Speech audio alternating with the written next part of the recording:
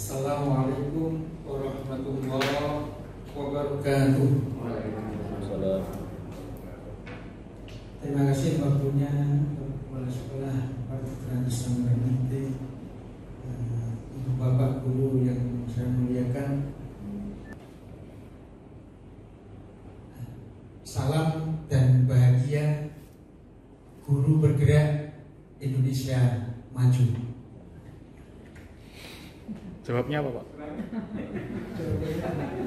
Oke, saya ulangi Ibu Bapak.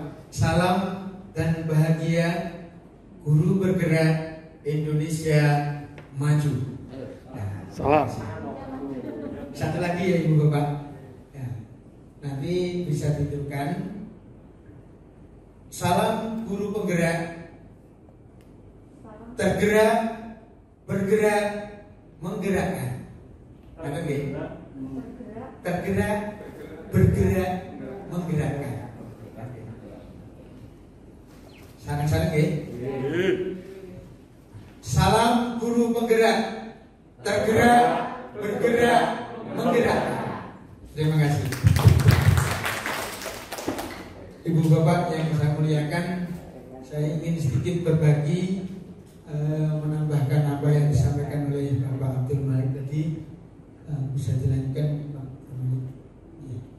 Jadi di sini refleksi personal di sini nanti kami akan berbagi tentang apa yang menjadi pemikiran Ki Hajar Dewantara. Yang ada beberapa pertanyaan di sini yang bisa dilihat Bapak. Di situ kuncinya ada kata menuntun. Ya. Dalam artian pendidikan menurut Ki Hajar Dewantara yaitu arahnya kita menuntun kepada murid. Bisa dilanjutkan dasar-dasar pendidikan Ki Hajar Dewantara. Ya. Maksud pendidikan di situ adalah menuntun segala kekuatan kodrat yang ada pada anak-anak agar mereka dapat mencapai keselamatan dan kebahagiaan yang setinggi-tingginya baik sebagai manusia maupun anggota masyarakat. Dasar pendidikan Ki Hajar Dewantara di sini sekali lagi adalah menuntun, ya, menuntun tumbuh atau hidupnya kekuatan kodrat yang ada pada anak-anak agar dapat memperbaiki lakunya hidup dan tumbuhnya kekuatan kodrat anak. Dasar pendidikan Ki Hajar Dewantara ing ngarsa Suntulodo ing madya mangunkarsa tuturi handayani, selamat dan bahagia sebagai manusia dan anggota masyarakat. Dasar pendidikan Ki Hajar Dewantara di sini adalah kodrat anak merdeka. Ya. Manusia merdeka adalah manusia yang hidupnya lahir atau batin tidak tergantung kepada orang lain, akan tetapi bersandar atas kekuatan sendiri.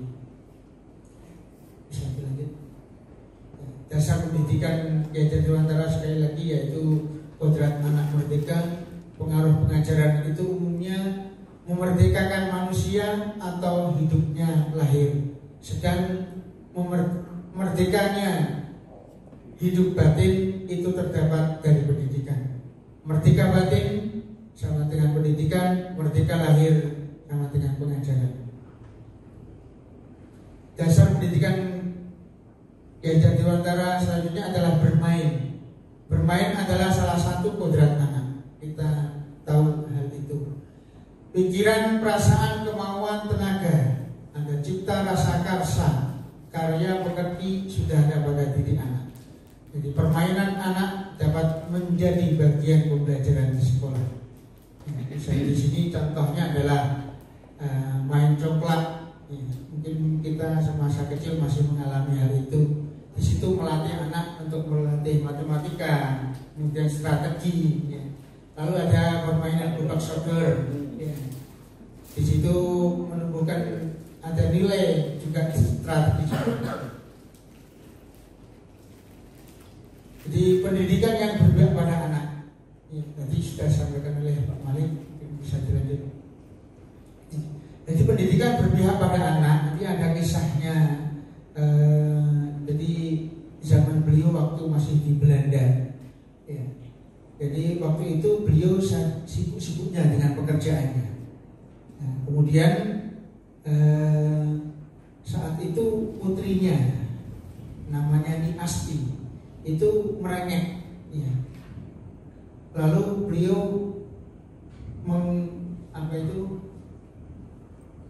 menyeret putrinya keluar dari pintu itu dengan ditutup pintunya dan dibiarkan, dan Kiai Jatiwantara saat itu sibuk dengan pekerjaannya lagi. Terdengar sayup-sayup, ya. Kiai Jatiwantara saat itu menyadari itu, ini kan saatnya musim dingin, ya. Lalu segera dia berlari membuka pintu lagi, dan saat itu melihat putrinya sudah agak biru-biru gitu karena saat itu musim salju. Mungkin bisa diperlihat lanjut slide-nya. Slide berikutnya ada apa? Jadi saat itulah Kiai Jatiwantara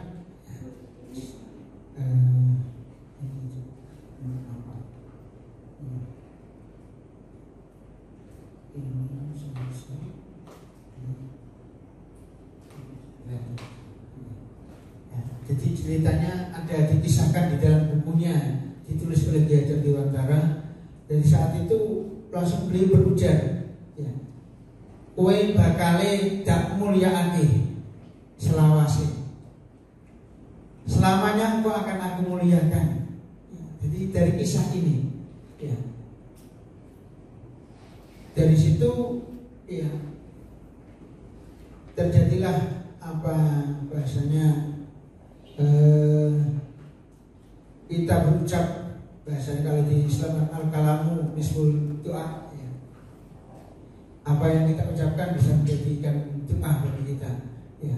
Maka terjadilah sampai Ni Asti besar pun, ya, Ni Asti belum bisa mandiri, dan orang-orang sekitarnya yang membantu untuk kemandirian dari Ni Asti, ya. Mungkin bisa dilanjut. Ya, ini Ni Asti, putri beliau waktu masih saat di Belanda. Next, ya, pendidikan yang berpihak pada anak adalah ditulis oleh Kiai Jatiwantara untuk berhamba pada anak. Maksudnya di sini pendidikan yang berpihak atau berpusat pada anak. Jadi ini ada beberapa instruktur yang mengusulkan, contohnya seperti Pak Simon, itu narasi menghamba pada anak itu bisa dihaluskan dengan bahasa berpihak, ya, atau melayani anak. Karena waktu kami mengadakan diskusi dengan instruktur, dan di situ banyak teman-teman calon guru penggerak itu mempertanyakan itu, kenapa kok menghamba? Padahal kata menghamba itu kan dikhususkan kepada yang Maha Kuasa. Kemudian ada simpulan dari beberapa instruktur seperti itu. Bisa dilanjut. Jadi dasar pendidikan Kiai Jatiwantara adalah bukan tabula rasa. Jadi anak itu bukan kertas kosong yang bisa digambar sesuai dengan keinginan orang dewasa atau mungkin kita sebagai guru. Tapi anak lahir itu dengan kekuatan kodrat yang masih samar-samar. Jadi tujuan pendidikan di sini adalah menuntun, memfasilitasi, membantu anak untuk menebalkan garis samar-samar agar dapat memperbaiki lakunya untuk menjadi manusia seutuhnya. Jadi kita tinggal menebalkan saja, anak sudah punya kodratnya. Menebalkan laku anak dengan kekuatan konteks diri anak dan sosial kultural atau budaya. Dasar pendidikan Kiai Jatiwantara di sini ada wiraga, ada wiraga wirama, ada wiraga wirama, dan wirama. Itu ada berjenjang. Jadi dari usia PAUD, SD, kemudian SD kelas 1, kelas sampai kelas 3, kemudian di atas kelas 4 dan seterusnya, kemudian kelas 5 dan seterusnya. Dan di sini gambar di sini ada yang Jadi wiraga yaitu umur 0 sampai 8. Jadi masa kanak-kanak aktif bergerak ke sana kemari, mencoba ini dan itu, menanyakan semua hal tanpa rasa lelah di badannya. Satu-satunya hal yang membuat mereka lelah adalah istirahat. Kemudian wiraga wirama dari 8 sampai 16. Di sini anak-anak masa intelektual dari awalnya hanya menggunakan raga, kemudian mulai menemukan irama dalam setiap gerak. Mereka mulai merasakan betapa irama bisa memberi dorongan untuk melanjutkan dan menciptakan gerak-gerak berikutnya. Sedangkan wirama itu umur 16 sampai 24 tahun, masa sosial mulai menyadari bahwa semesta bergerak dalam irama. Mereka pun mulai menggunakan irama sebagai sumber inspirasi menemukan kodrat lahirnya ke dunia. Saat ditemukan, mereka akan menjalani kehidupan yang bahagia dan sepenuhnya. Kemudian di sini ada beberapa dasar pendidikan menurut di daerah-daerah, contoh seperti di Manggarai itu ada istilah menebalkan lagu adalah toy, titong, toming. Toy itu mengajar, titong itu menuntun, dan toming adalah teladan. Menurut budaya di Jawa Barat, menebalkan laku adalah niti surti, niti arti, niti bukti, niti bakti.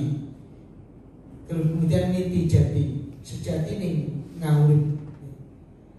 Menurut budaya di Bali, menebalkan laku adalah tri hita karana, 3 asal kebahagiaan, harmoni dengan Tuhan, manusia, dan alam.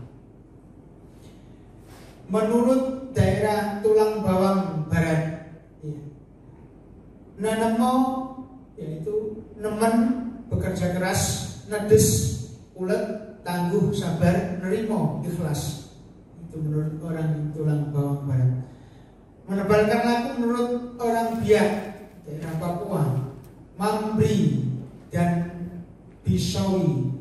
Mambri di sini baik, bijak, pemberani dalam berburu, melaut, dan mengatur strategi. Bisawi murah hati dan penuh kasih sayang kepada semua orang. Menurut orang Madura, menebalkan laku yaitu petuah dalam budaya Madura, babulugan, becek. 3 perkara yang harus dimiliki orang Madura adalah yang pertama kasih sayang, kedua hati yang bersih, dan yang ketiga adalah jujur.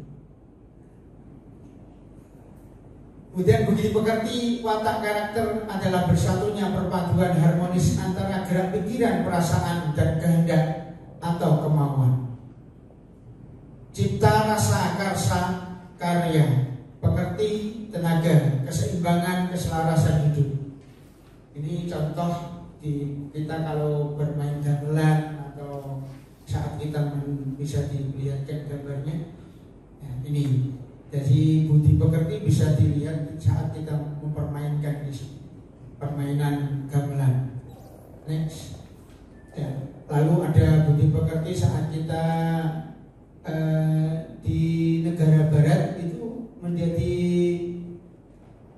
gamelan adalah sarana terapi narapidana di Inggris. Ternyata kita cukup bangga, ini warisan budaya kita bisa menjadi tren seperti negara barat. Gamelan menjadi terapi untuk para narapidana. Kemudian budi pekerti juga bisa diciptakan saat kita menenun. Di situ ada cipta, rasa, karsa. Ya, ada pekerti, tenaga, keseimbangan, keselarasan, dan dalam hidup. Jadi sekali lagi dasar pendidikan Ki Hajar Dewantara di sini seperti seorang petani. Dalam hakikatnya sama kewajibannya dengan seorang pendidik. Yang menanam jagung misalnya hanya dapat menuntun tumbuhnya jagung, memperbaiki kondisi tanah, memelihara tanaman jagung itu, memberi pupuk dan air, membasmi ulat-ulat atau jamur-jamur yang mengganggu hidup tanaman padi dan lain sebagainya. Mungkin tadi sudah dijelaskan oleh Pak Next. Ini gambarnya, lanjut. Ya, seperti ini tukang kebun ya dalam kehidupan. Next, ya, bisa. Pesan kunci di sini, maksud pendidikan itu adalah menuntun segala kekuatan kodrat yang ada pada anak-anak agar mereka dapat mencapai keselamatan dan bahagia yang setinggi-tingginya, baik sebagai manusia maupun anggota masyarakat. Mungkin bisa dilanjut yang satu titik.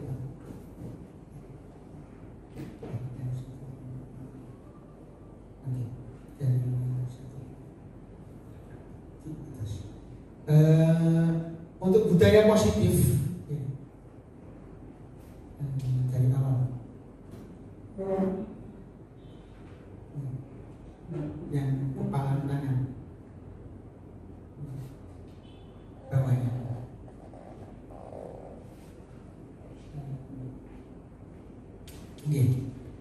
Ibu bapak bisa melihat di sini perubahan paradigma. Jadi mungkin ibu bapak bisa megangkan di sini seperti ini ya. Mengepal itu contohnya, misalkan ibu bapak menulis di sebuah sobekan kertas ya. Mungkin bisa minta satu Pak Aan.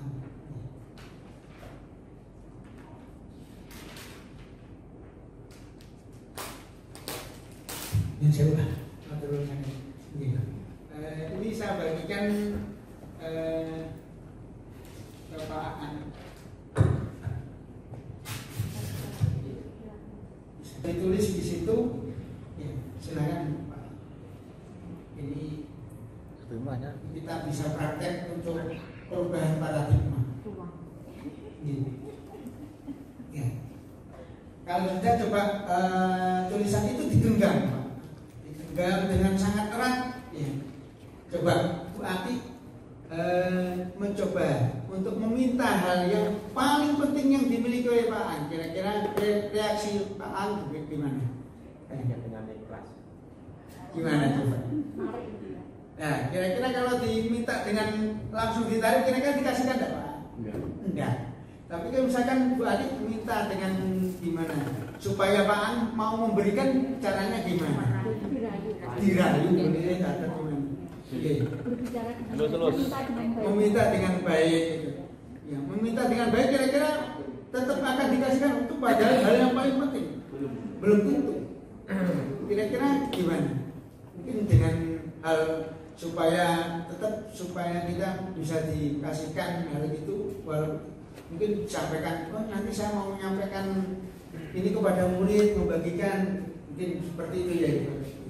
Ibu bapak yang saya muliakan, inilah gambaran ya paradigma perubahan. Jadi sekali lagi yang menjadi kontrol itu adalah diri kita sendiri, ya, bukan orang lain. Ya. Ini gambarannya seperti itu. Ya. Jadi di sini ada teori kontrol di situ ya. Jadi perubahan paradigma itu ada stimulus respon, ya, ada teori kontrol di sini. Ya. Jadi bisakah kita mengontrol seseorang? Stimulus respon, ya. Kita mencoba mengubah orang agar berpandangan sama dengan kita. Dari kontrolnya semua perilaku memiliki tujuan dan seterusnya. Ya. Next. Bisa dilanjutkan sedikit. Ya. Jadi sekali lagi perubahan paradigma teori kontrol dari ilusi kontrol di sini, jadi ilusi guru mengontrol murid, ilusi bahwa kritik dan membuat orang merasa bersalah itu menguatkan karakter. Ilusi bahwa semua penguatan positif efektif, dan ilusi bahwa orang dewasa memiliki hak untuk memaksa. Nah, nanti mungkin bisa dilanjut oleh Bu Anissa. Nanti ada apa itu segitiga restitusi, ya, dan seterusnya. Saya kira dari saya cukup. Nanti bisa dilanjutkan dengan tanya jawab. Terima kasih sekali lagi. Salam guru penggerak, tergerak, bergerak, menggerakkan. Terima kasih. Assalamualaikum warahmatullahi wabarakatuh. Kata-katanya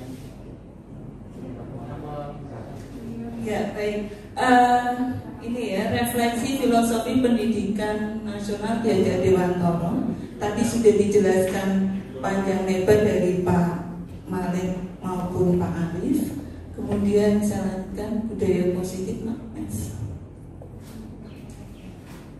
Nah ini kebutuhan dasar manusia itu sebenarnya kesenangan, ada cinta dan kasih sayang, kemudian kebebasan dan penguasaan. Tiap anak pasti ya ingin semua itu ya, penguasaan, dia ingin menguasai kelas menjadi miliknya gitu ya. Itu anak pasti dia punya masalah itu kalau anak berusaha untuk membuli temannya, mencari perhatian temannya, pasti punya masalah. Itu perlu digali dulu ya Bu. Kemudian ingin kebebasan, ya pasti ya. Cinta dan kasih sayang, ya semua orang ya. Semua orang. Kemudian kesenangan yang terakhir segitiga restitusi. Jadi ketika siswa ada kasus misalnya siswa melakukan kesalahan, kita tidak boleh menjudge itu siswa itu salah, gitu. Kita panggil, kenapa melakukan ini, kemudian adakah cara lain tanpa kamu harus melakukan ini.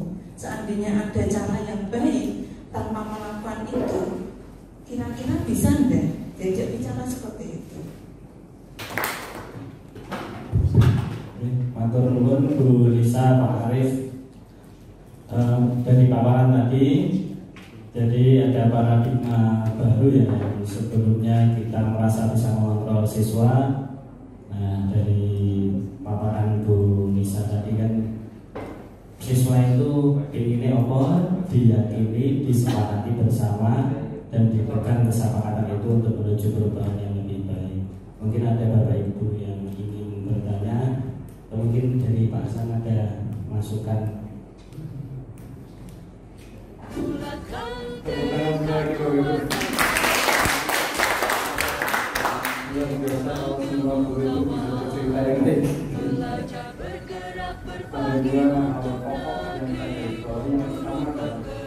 Kita guru hanya menuntut siswa tidak mungkin kita merawat tanaman tebu meningkatkan prestasi. Jadi mungkin kita merawat tanaman dan merawat semangka menjadi berbuah. Gimana Pak Singgih? Ya, saya Singgih Gunawan, guru dari SMK Negeri 7 Semarang. Setelah mengikuti diseminasi guru penggerak ini tentang budaya positif, saya jadi paham dan mengetahui kalau siswa itu punya potensinya masing-masing. Jadi harus dididik dan diarahkan sesuai dengan kemampuannya, tidak memaksakan kehendak guru ataupun kehendak siswa. Jadi kita harus punya kesepakatan. Terima kasih. Oke, terima kasih Pak Singgih.